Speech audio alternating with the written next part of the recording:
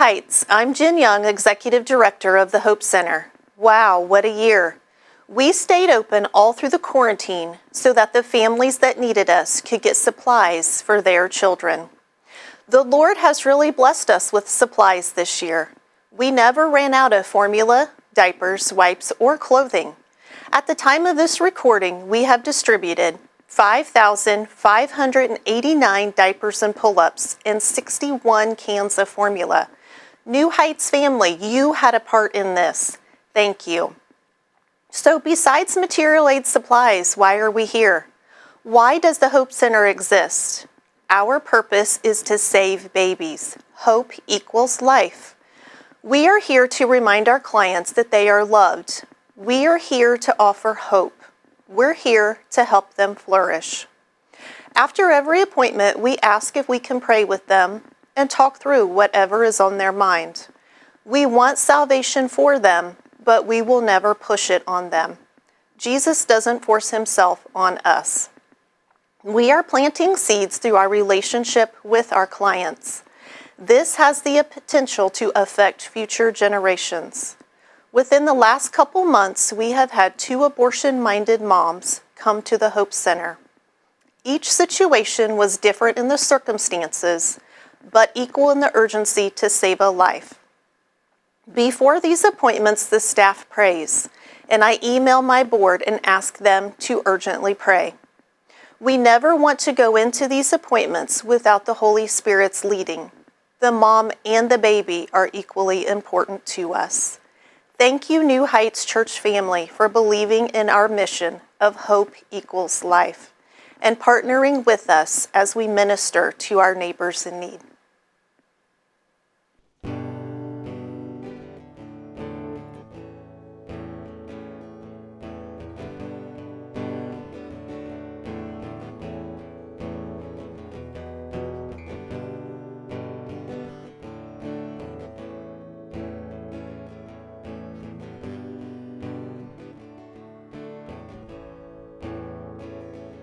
When the enemy says I'm done, I'll lift my praises.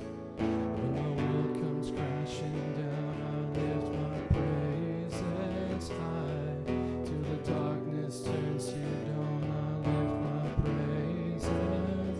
I choose to worship, I choose you now.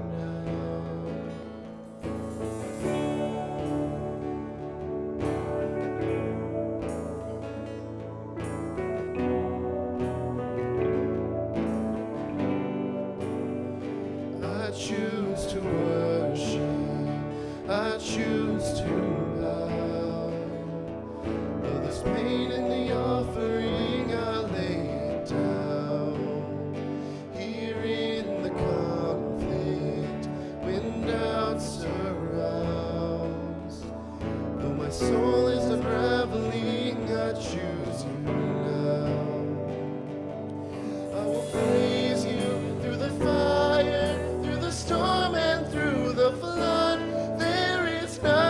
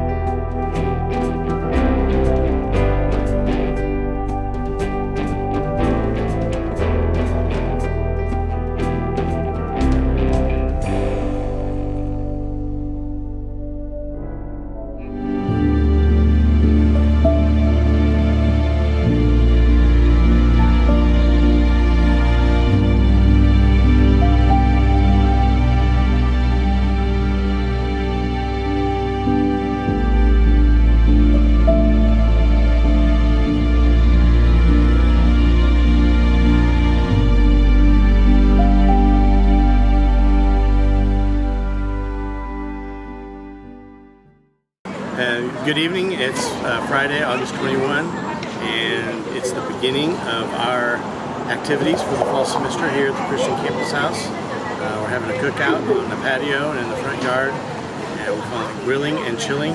Just an opportunity for students to come together and eat and get to know each other, play some games, and make a good start, make some connections to the fall semester. It's Saturday, August 22.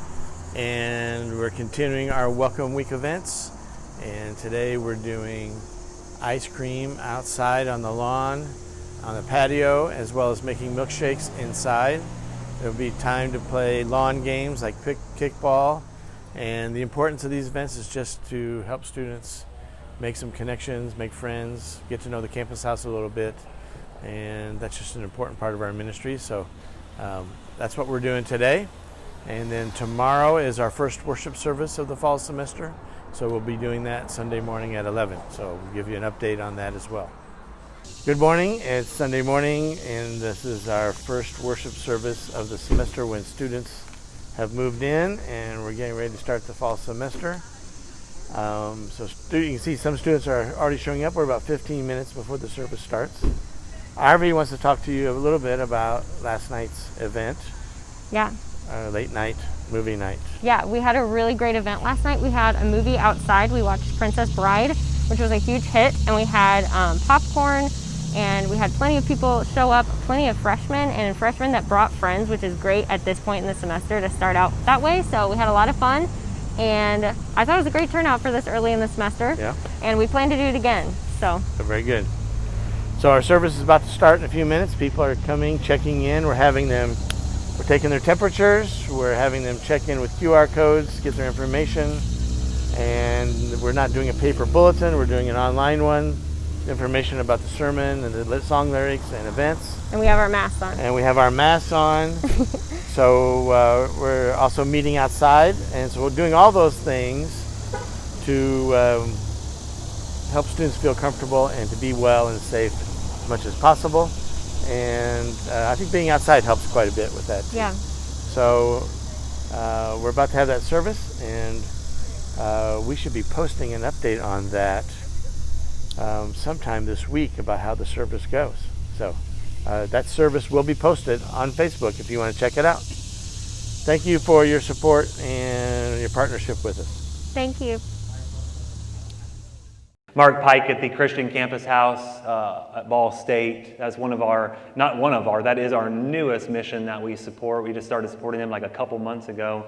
And some people have asked, we have two students from New Heights who are attending Ball State, Ethan Jennings and Lynn Chalker as well. And some people have asked, they're like, why would you support a campus? Because we don't always have kids that are going to Ball State and going to that campus house. And I explain it this way.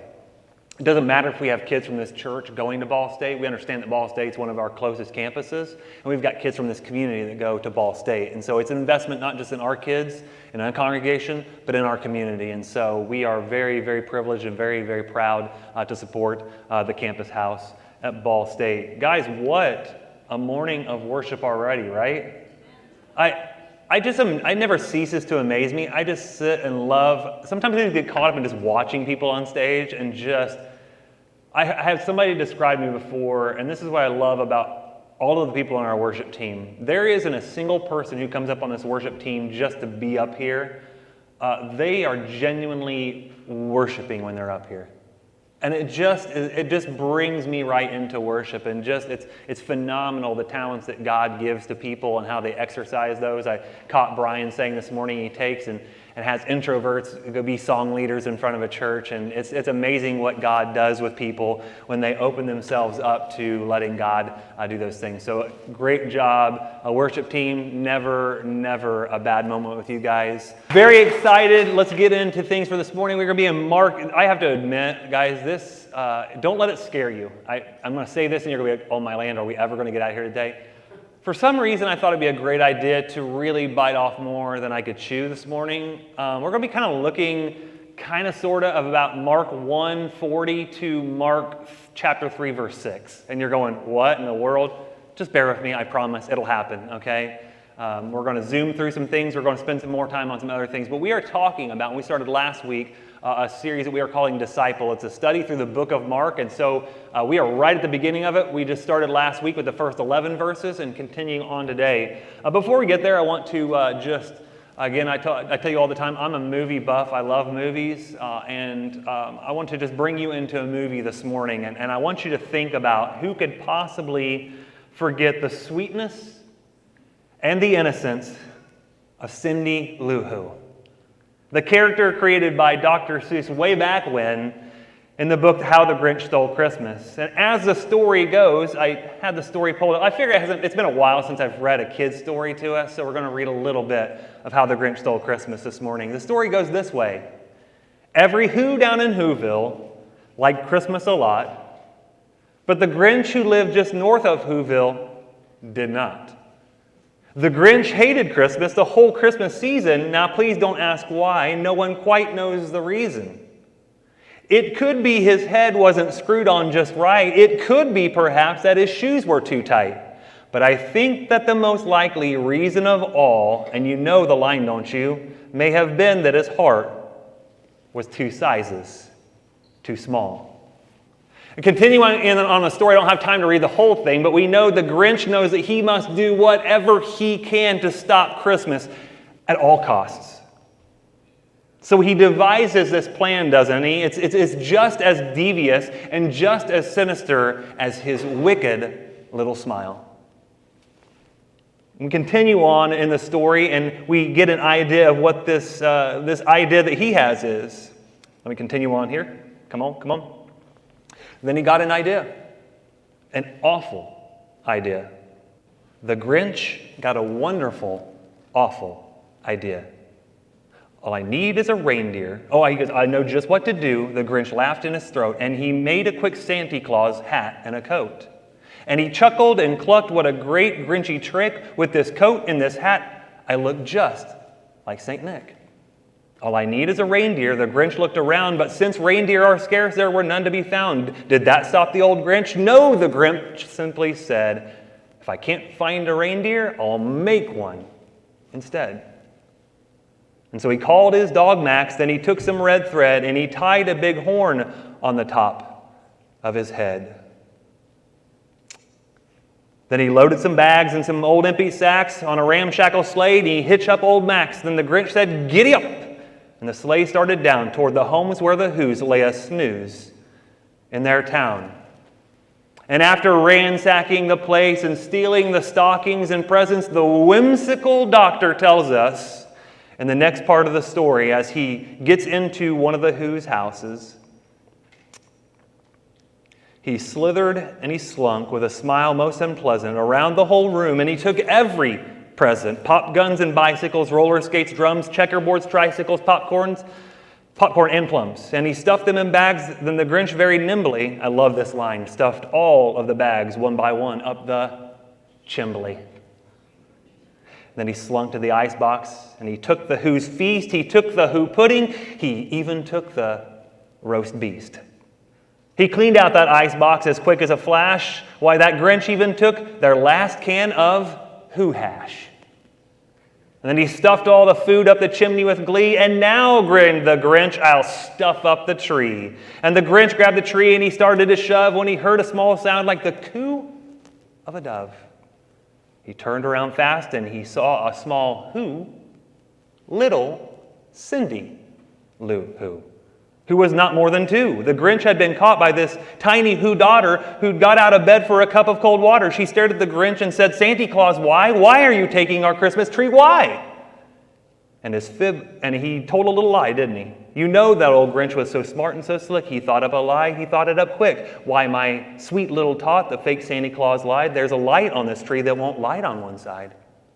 And so I'm taking it home to my workshop, my dear. I'll fix it up there. I'll bring it back here. And he fib-fooled the child. Then he patted her head and he got her a drink and he sent her to bed. And when Cindy Lou Who went up to her with her cup, he went to the chimney and stuffed the tree up. Then that was the last thing he took, was the log for their fire. And then he went up the chimney, himself an old liar. On their walls he left nothing but hooks and some wire. And the one speck of food he left in the house was a crumb that was even too small for a mouse. Now, there's a line a scene in the movie, The Grinch Stole Christmas, where they change things around a little bit, and instead of the Grinch coming to Cindy's house, Cindy goes up to the Grinch's lair. And in this sweet little moment, as he is going crazy and in all his Grinchy and grumpiness, she simply looks at him in her sweetness and says, "Mr. Grinch, I would like to invite you to Christmas in Whoville." And she actually says what? "I would like to make you the master," what? "Cheermeister." Oh, it sets the Grinch off, and he ends up in town, and we know how the rest of the story goes, that his heart, it says, ends up growing. And it says that even he, at the end of everything, carves that roast beast that he stole from little Cindy Lou Who. That whole story, I think, in so many ways, especially the smallness of the size of the Grinch's heart, speaks and sets up very well where we're going for this morning. In Mark chapter 1, starting at verse 21, it says this: Jesus and his companions went to the town of Capernaum. When the Sabbath day came, he went into the synagogue and he began to teach. The people were amazed at his teaching, for he taught with real authority, quite unlike the teachers of religious law. And suddenly a man in the synagogue, now just get this for a minute. Just imagine that I'm sitting here preaching and all of a sudden somebody starts shrieking and starts yelling out. Please don't anybody do that, by the way. That's just going to be weird. A man in the synagogue was possessed by an evil spirit, and he began shouting, "Why are you interfering with us, Jesus of Nazareth? Have you come to destroy us? I know who you are, the Holy One sent from God." Jesus cut him short. "Be quiet. Come out of the man," he ordered. And at that, the evil spirit screamed, threw the man into a convulsion, and then came out of him. Amazement gripped the audience. "Do you think so?" And they began to discuss what had happened. "What sort of new teaching is this?" they asked excitedly. "It has such authority. Even evil spirits obey his orders." The news about Jesus spread quickly throughout the entire region of Galilee. Last week, like I said, we began our study on the book of Mark by introducing both Jesus and John the Baptist and their complementary ministries, how they work together in and around Judea and in Jerusalem. And this morning we move north out of Jerusalem and we move to the region in Israel that was known as Galilee. Specifically, today we're going to be spending our time, all the stories will center in the town of Capernaum. And as we learned last week, Mark's goal in his entire gospel and his conviction is introducing Jesus and his ministry to herald the beginning of something new. Something is happening here that has never happened before. And the series of events, guys, that we're going to be looking at this morning could not be more overt, and they're pointing to something that is new and unique and different. It begins right off the bat in verse 22 when we're told that the people in this synagogue in Capernaum are amazed at Jesus' teaching. Now, we would look at that and we'd say, that's great. Yeah, I would be amazed at Jesus' teaching as well. But the word that's used here for the word amazed is a really, really interesting one. Literally, the word for amazed here means to strike with panic or shock. Really what it's trying to give us a sense of is that the people in this synagogue on this morning when Jesus is teaching are out of their minds. Their minds are blown at Jesus' words, the authority with which he taught. One commentator, William Barclay, he renders the word amazed this. He says that the people were thunderstruck. Actually, the words of Jesus are so striking, they're so threatening, they're so mind-rattling that it causes a demon in the middle of Jesus' preaching to reveal himself. Now think about that one for a minute. In a house of worship, in a place of worship. Now we understand this about demon possession from Scripture, that demon possession, they only oppress believers. They don't possess believers. And so this man in a house of worship must have been a non-believer, and this demon reveals himself. The sound, simply at Jesus' sound and his words and the authority that he has in preaching God's word, this demon gets very defensive. It has him all shook up. And ironically, I want you to notice this as we move through the Gospel of Mark, and especially right here at this moment. In the first half of Mark's Gospel, the only people The only beings that are sure of Jesus' true identity and who he was, guess who they were? Demons. That's just comical to me. Nobody else gets who Jesus is, but demons understand very, very clearly who Jesus is. The Jewish leaders reject Jesus. The crowds are curious, but they're non-committal towards Jesus. Even the disciples, the 12 guys that he chooses all throughout the Gospels, exhibit some sort of hard-heartedness, some doubt, some questioning. But the demons know for sure who Jesus is. But as Jesus often does throughout the book of Mark, he commands this demon to be silent. Actually, it's a bit more of a forceful word. It's something along the lines of muzzle it, buddy. Or we would put it this way in our modern terms, shut your trap, is what he says to this demon. Throughout his ministry, Jesus repeatedly forbid demons from testifying about him. And they were right in who he was. The identification was accurate. But here's the thing, Jesus did not need his publicity coming from demons. Did not need his publicity coming from the power of Satan. So whenever the demons spoke up and identified Jesus for who he was, and if you notice here, he catches Jesus on both levels. He says, I know who you are, Jesus of Nazareth. I identify you in your humanity, but you are also the Son of God, the Holy One of God. I recognize you in your godness too.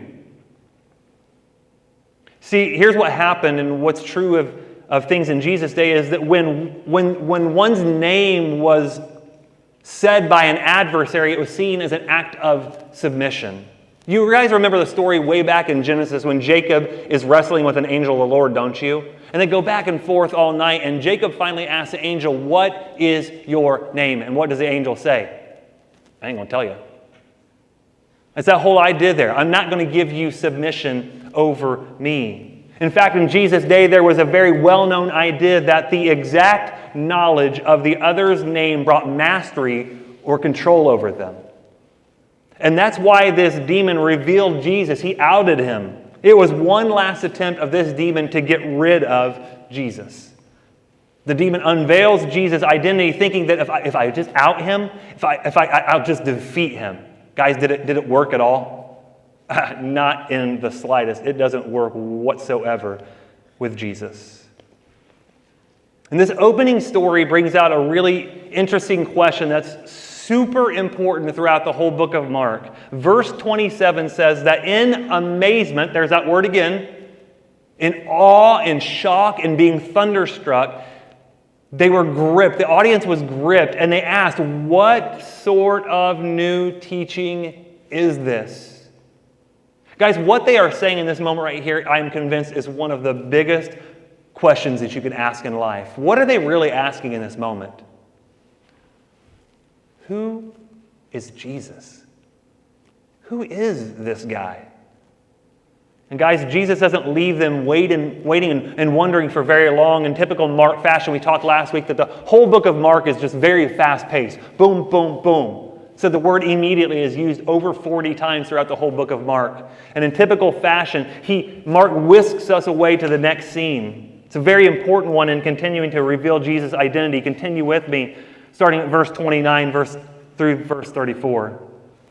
After Jesus left the synagogue with James and John, they went to Simon and Andrew's home. Now Simon's mother-in-law was sick in bed with a high fever. They told Jesus about her right away, immediately. There's that word. So he went to her bedside, took her by the hand, and helped her sit up. Then the fever left her, and she prepared a meal for them. I was talking about this in Bible study this morning. Whenever you have a fever for a couple days or 3 days or for a week, do you feel all that great after you get done with the fever and it breaks? No, you're wiped. You don't want to do anything. It says everything about Jesus' authority to instantly heal and restore people. It says he simply touches her, she sits up, and she goes and serves a meal. Boom, just like that, healed and restored. It says that evening after sunset, many sick and demon-possessed people were brought to Jesus. The whole town gathered at the door to watch. Now, I don't really believe it was probably the whole town. A bit of a hyperbole, but there's a lot of people showing up at the door. And so Jesus, what's it say there? He's like, guys, I'm tired. I don't have time to do this. Could you just come back tomorrow? Does Jesus say that? No, it doesn't say that. Jesus healed many people who were sick with various diseases, and he cast out many demons. But because the demons knew who he was, he did not allow them to speak. There it is again. The idea here again in the language is that people just kept coming and coming and coming. And Jesus didn't ever say, hey guys, I'm really hungry. Could you go maybe order a pizza or something? Because I'm stuck here. No.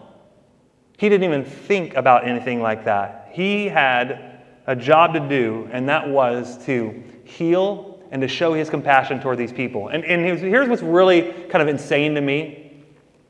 Jesus could have healed Peter's mother-in-law any way he pleased. I mean, guys, the Gospels are chock full of miracles where he healed someone in a variety of ways. And each method that he chose to use in healing someone communicated what he needed to address in that person's life. And in this case with Peter's mother-in-law, he simply, what does he do? It says he just reaches out and he touches her, takes her by the hand. And I think what this shows here and what this whole section is going to show is that Jesus just has a natural, instinctive, sympathetic love. He has what we would call compassion. Now, I was sharing this morning in Bible study. I was saying, hey guys, if you were to rate yourself on a scale of 1 to 10, 1 being horribly non-compassionate and 10 being just so wonderful, lovely, and fuzzy that you're like a little teddy bear, where would you rate on that scale of compassion? I said, I have no doubt in my mind I would answer probably more than often than not about a 3. I'm just normally not a very compassionate person. But with Jesus, he is just intrinsically, at heart level, a compassionate person. To touch people in healing and in love is just an instinct of Jesus. It's just who he is. There's a sense that in Jesus, in the time that Jesus was around in all of Galilee and extended even down to Jerusalem and Judea, that really all sickness and all hurt and all pain just sort of went out of the window for a while. And it's just because Jesus had such a love and a care for people. Didn't matter who they were, where they came from, what they were struggling with. Jesus says, I want to meet your need, but I want to go deeper than that. And we'll talk about that in just a bit. Guys, this is not just first century Mark's writing about this. Jesus wants to do that with each of our souls. He wants to reach in and he wants to heal and he wants to restore. He wants to do that for those who know him, and he wants to do that especially for those who don't know him. Guys, I think we have to admit this. I think we have to know this every single day, that every single one of us needs a touch of grace in our lives. We need the compassion of Jesus in our lives. And again, in spite of the steady stream of people who come to Jesus for any number of reasons, Jesus, with infinite compassion, lays his hands, continues to touch people, and he heals every one of them. This is Jesus. This is the Jesus we see in the Gospels over and over again. He consistently sympathizes with the pain and the sickness of those whom he healed. He knew full well the agony that these people were in. The Gospels repeatedly tell of Jesus' compassion for those who experienced his healing touch. But what is exceptionally enlightening is that by and large, Jesus, catch this, we understand this, right? Jesus, by and large, was just being used by mankind. Wherever Jesus went, people only wanted him for what he could do for them. And even in spite of that, Jesus knew this full well. I mean, you hear this over and over in the Gospels. Jesus knows people's hearts. Jesus knows that they didn't really want him. They just wanted his good stuff. Even in spite of that, Jesus genuinely cares for people. He cares about their problems. He cares about people who are being so insincere towards him. And I have to ask that in our own lives, guys. Are there ever any moments in our life where we are just using Jesus for what he can give to us? And you think about that long enough and you go, yeah, I bet there was a moment when that happened. But on the flip side, think about the fact that even in that, Jesus has so much care and love and grace and mercy for you. Which brings us to the next stop on a day in the life of Jesus. And one of the most shocking and unexpected encounters in the gospel, Jesus continues to display his compassion. Mark chapter 1, verse 40. A man with leprosy came and knelt in front of Jesus, begging to be healed. And these are very interesting words, by the way. If you are willing. See, there's every ounce of faith in this guy. He knows that Jesus can heal him, but he's not sure if he will heal him. If you are willing, you can heal me and make me clean, he said. And then here's this word, moved with, what is it? Compassion. Jesus reached out, and what does he do? He did it again. Touched him. I am willing, he said. Be healed. Instantly, the leprosy disappeared and the man was healed. And then Jesus sent him on his way with a stern warning. Don't tell anyone about this. Instead, go to the priest and let him examine you. Take along the offering required in the law of Moses for those who have been healed of leprosy. This will be a public testimony that you have been cleansed. But we know the story, don't we, right? The man went and spread the word, proclaiming to everyone what had happened. And we'd be like, well, that's a good thing, right? I mean, he went and he spread the good news, right? But here's the only problem. Jesus said, don't. And he disobeyed and did it anyways. It's a problem for a number of reasons. It causes kind of a hype and a hysteria and kind of this, we're going to see it here in just a minute. Jesus can't go anywhere without having people come to him. And guess what? Jesus' main role and his main job in coming to the earth was not to do a bunch of miracles. Those were only signs for what he was really there to do, and that was to preach and to teach the people. Man goes and spreads the word. As a result, large crowds soon surrounded Jesus, and he couldn't publicly enter a town anywhere. He had to stay out in secluded places, but people from everywhere kept coming to him. Now, guys, to fully understand this, and I really want to just slow down for a minute on this particular story because it's a major one. To fully understand this scenario of Jesus with the leper, we have to get a handle on leprosy and leper colonies in Jesus' day. The early Jewish historian Josephus said that a leper, catch this, is in no way different from a corpse. Well, what was he saying? A leper back in Jesus' day was just a dead man walking. Rabbis held that it was impossible to heal a leper, and it was just as impossible to do that as it was to raise a man from the dead. According to the Talmud, which was an ancient Jewish book of law, code, and theology, the closest that a leper could come to someone without the disease was 6 feet. Sound familiar to our day, boys and girls? On a windy day, the distance between the leper and someone who was not infected with it went up to 150 feet. But guys, here is what makes, I could tell you all about leprosy and the physical effects of leprosy, and they're not pretty, by the way. The worst part of leprosy, what made it so bad and so painful, was not necessarily the physical pain. In fact, your body starts to go numb with leprosy. You don't feel anything physically. Guys, the social isolation of leprosy is what really hurt about leprosy. You couldn't see family.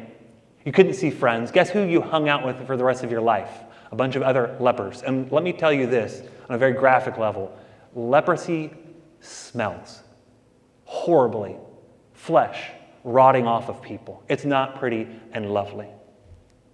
Guys, from a first century perspective, Jesus has every right in this moment with this leper to be outraged by his actions. The man disregarded social norms. He disregarded safety. He disregarded the law. But what does Jesus do? He could have railed on this guy. And he doesn't get angry, does he? Instead, he is moved with compassion. When it says that Jesus is filled with compassion, it is an instinctive reaction. He felt it in his stomach. It went beyond pity. It went beyond sympathy. It moved to the gut. Have you ever had a moment in life where you felt so deeply for somebody or something that you just felt it right there? It's a picture of the Father and the Son's heart. He has compassion for each need, heart for heart, gut to gut. I've told you this before. This is one of my favorite Greek words of all for the Greek word compassion. It is splanchnizomai. And it literally means to be moved in the inward parts. That's what splanchnizomai means. Jesus in this moment is moved in the inward parts. But he does more than just understand the hurt or the pain or the brokenness of every one of us. Guys, we understand this side of the cross, that he felt the full weight of our brokenness and our sin and our pain and our needs all the way to and on the cross, didn't he? He is motivated in every moment of his ministry by genuine compassion. He stretched out and he touched this man. Guys, no one had probably physically touched this man in who knows how long. And in a moment of total vulnerability and kindness, Jesus touches and heals him. But I want you to see something deeper in this story. More than just being an act of kindness and an act of compassion, God wanted to make a very, very clear point in this moment. His kingdom is defined by true compassion. The infinite care and kindness that he demonstrated, he was willing to come near to those that no one else was willing to even look at, let alone come near. And with the powerful words, "I am willing, be cleansed," he touched the man and he healed this man. And what is really super striking to me, guys, is that you see what happens in the story, don't you? A leper who is on the outskirts of society, who no one will even look at, associate with, touch, has now become an insider. And do you see what's happened with Jesus in the story? What does it say? It says he could become so popular and so many people want Jesus that he can't even come into the towns anymore. He has to go out to the isolated places. You see what's happened in the story, don't you? They've traded places. Guys, Jesus has done that for every one of us. Jesus says you don't have to live out on the outside anymore. You don't have to feel this hurt. You don't have to feel this pain. You don't have to feel this isolation. I take it. I trade places with you.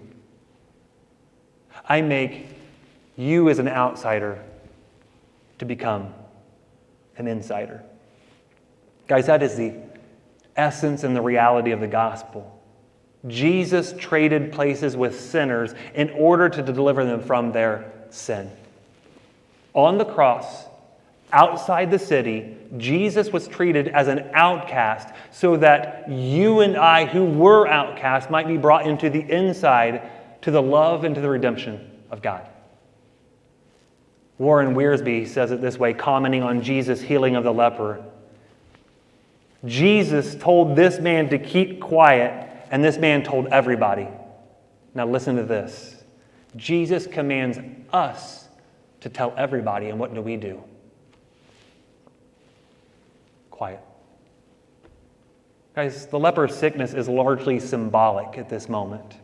It's made to have us realize that apart from the work of Christ, we would be decaying forms of walking death. The truth is, guys, all of us are spiritual lepers in some way. The problem, though, is that some of us just don't know it. We just don't understand that we're spiritual lepers.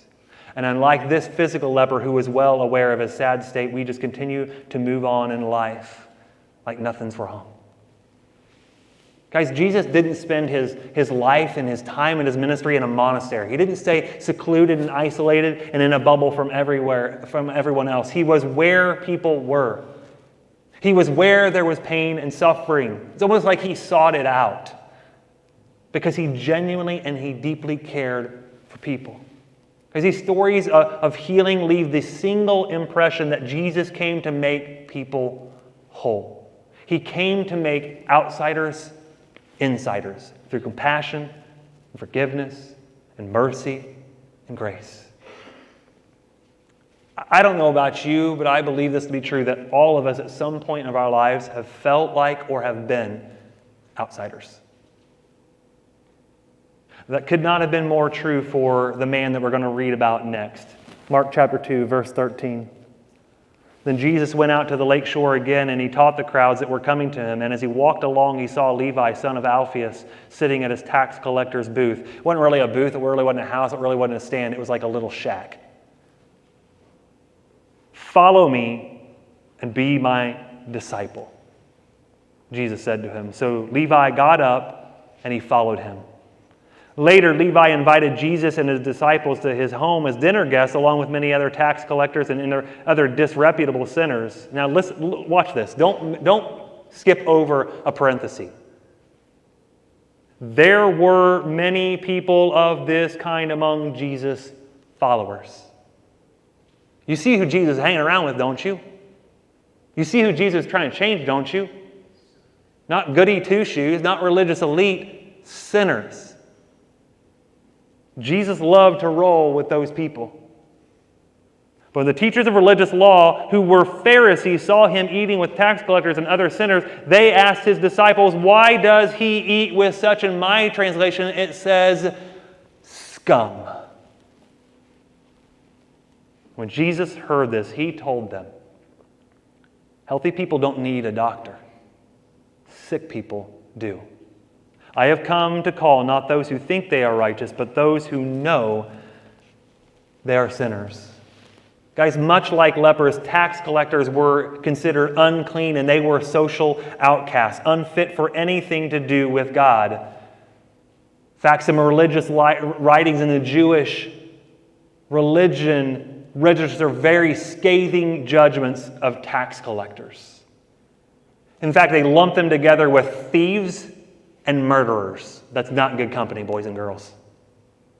In fact, a Jew who collected taxes was expelled from the synagogue and a cause of disgrace to his family, the two things that meant the most back in Jewish society. Some jobs, guys, require very thick skin. Anybody feel like they have a job? It's like, yep, I need some thick skin every single day of my life. Imagine being a parking meter attendant in a city. Is that one of the jobs that you're like, I want to do that in my life? I want to be yelled at every single day of my life for putting tickets on people's windshields. Or any position in retail, those people get beat up. Or a gas station attendant. I worked my junior year of high school in the local gas station where I grew up. And I had people, I'm like a 16-year-old kid. And people coming and yelling at me at that time, like gas prices were probably like 90 cents or something, I don't know. And they're like, yeah, the gas is so high. Why do you make it so high? I'm like, I'm 16 years old. I don't set gas prices. I don't know.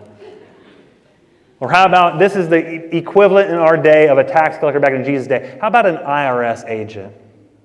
What kid grows up in their life thinking, someday I'm going to be a tax collector?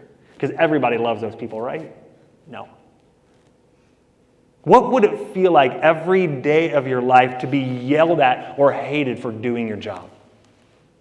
Some of you who are teachers are going, yeah, okay, that's every day for me, thank you. Guys, this was Levi's life. This was Matthew's life every single day. When Jesus called Matthew to follow him, it was, someone has said, perhaps the first time for ages that someone had treated him as a human being instead of a piece of dirt. You can tell Matthew is just done with his job, that he's miserable in his life because Jesus comes to him and says, Levi, follow me. And what did he do? Well, I don't know. I've got this really awesome shack right here that I sit at every day. People hate me and they yell at me. I mean, I am pretty rich, but no, I'm gone. He gets up and he says he follows him immediately.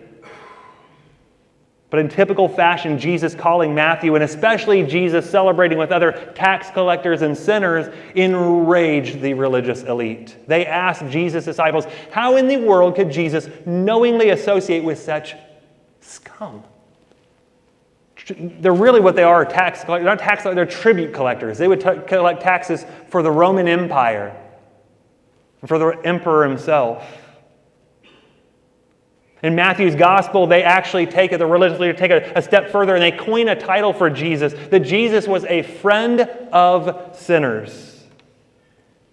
One commentator says they thought to coin a term of criticism, but they added a crown of glory to Jesus. In eternity, the friend of sinners will surround his table with saved sinners who have become his guests. Guys, no nickname could have been more mocking or demeaning or critical of Jesus. And as people who define themselves by their holiness and in terms of separation from sinners, the Pharisees considered anyone who befriended sinful people to be an enemy of God. But what the Pharisees regarded as scandalous was God's grace compassionately pursuing the sinful and the broken. And it's at this point, guys, that I read Matthew's story, and I just think to myself, I'm just sitting there in that moment as he calls Matthew a guy that everybody else hates. Like, guys, you don't understand hate until you understand the hate towards a tax collector. It's to this point that I look at his story and I think we all have to realize what's really being communicated. And it's this, that Jesus sees in us what no one else can. And he turns us into what we're intended to really be. Isn't that fascinating? Isn't that such a lovely picture of Jesus? That he looks at every single one of us. And whereas people may hate you, people may think ill of you, people may say horrible things about you, Jesus says, I see you for who you can be. So let's get you there. That's what he says to Matthew in this moment. Which brings us very quickly to a final moment here, Mark 3, 1 through 6. Jesus went into the synagogue again and noticed a man with a deformed hand, and since it was a Sabbath, Jesus' enemies watched him closely. If he healed the man's hand, they planned to accuse him of working on the Sabbath. Jesus said to the man with the deformed hand, come and stand in front of everyone. Jesus is just picking a fight here, by the way, boys and girls. Then he turned to his critics and asked, does the law permit good deeds on the Sabbath, or is it a day for doing evil? Is it a day to save a life, or is it a day to destroy it? But they would not answer him. And he looked at them angrily, and he was deeply saddened by their hard hearts.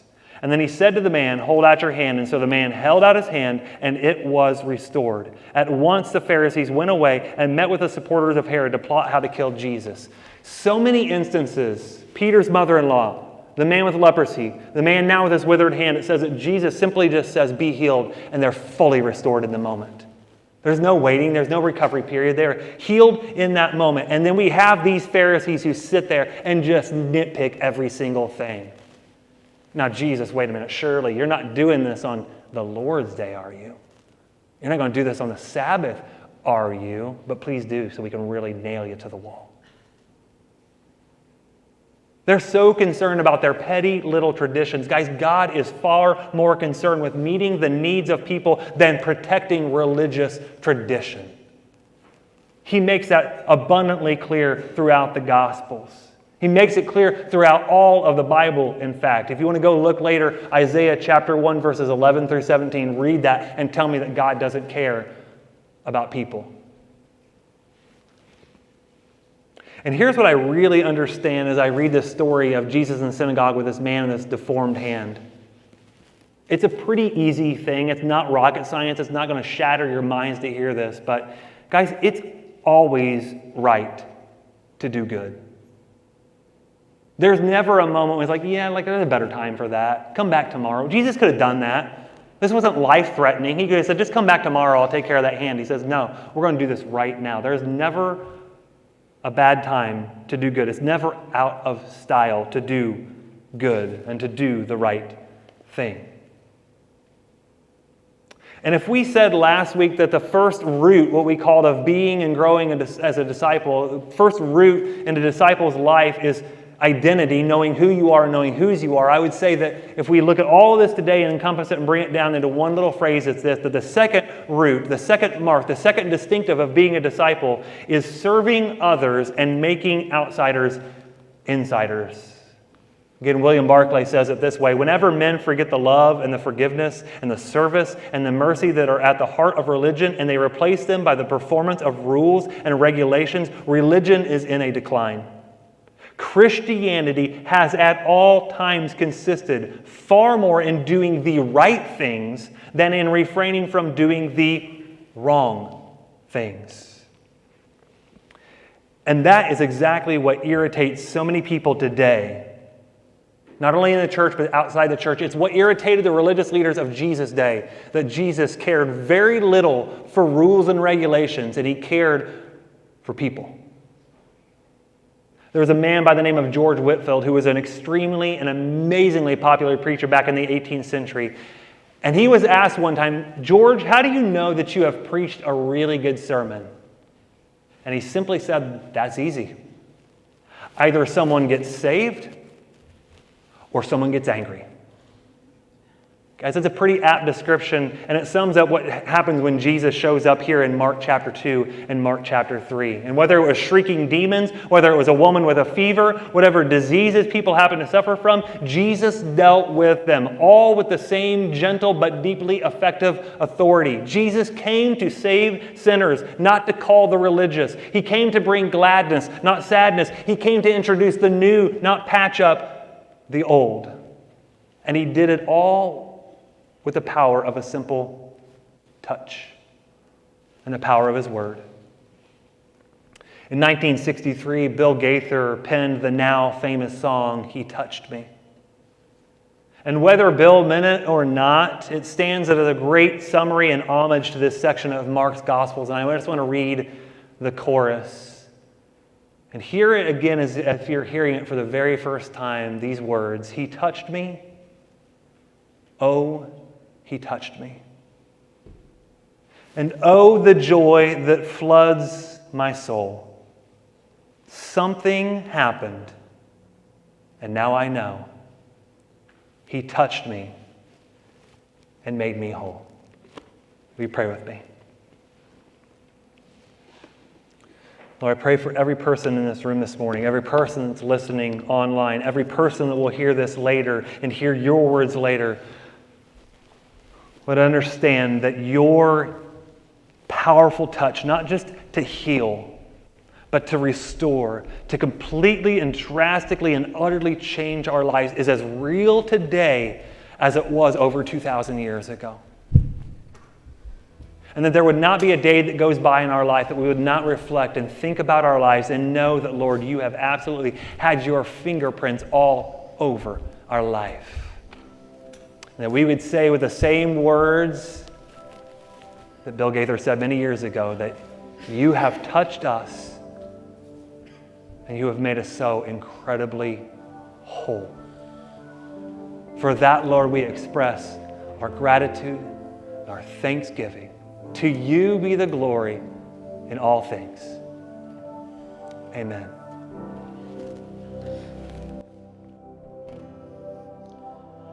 From the darkness I called your name. Into darkness your mercy came. You called me out, lifted me up. How great is your love.